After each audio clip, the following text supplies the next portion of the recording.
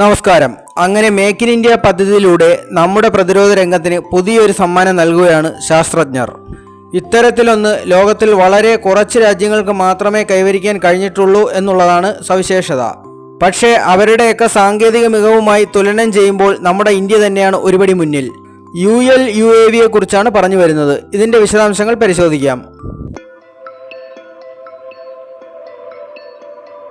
ULUAV എന്ന് പറഞ്ഞാൽ under water launched unmanned aerial vehicle. അതായത് കുറച്ചുകൂടെ പച്ച മലയാളത്തിൽ പറഞ്ഞു കഴിഞ്ഞാൽ കടലിനടിയിൽ നിന്ന് വിക്ഷേപിക്കാവുന്ന ആളില്ലാ ഡ്രോണുകൾ.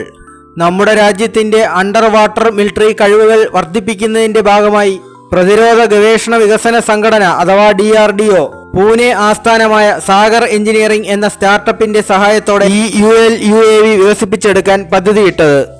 DRDOയുടെ ടെക്നോളജി ഡെവലപ്മെന്റ് ഫണ്ട് TDF 17 കമ്പനികളിൽ നിന്ന് മത്സരാധിഷ്ഠിത ബിഡിംഗ് പ്രക്രിയയിലൂടെയാണ് Sagar defence engineering private limited എന്ന കമ്പനിയെ തിരഞ്ഞെടുത്തത്.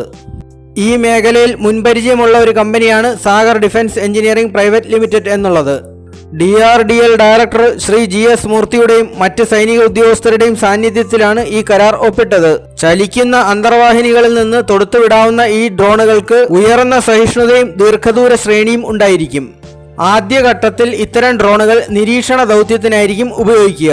പിന്നീട് അവയിൽ ആയുധം ഘടിപ്പിക്കാവുന്ന തരത്തിൽ രൂപമാറ്റം വരുത്തിയെടുക്കും.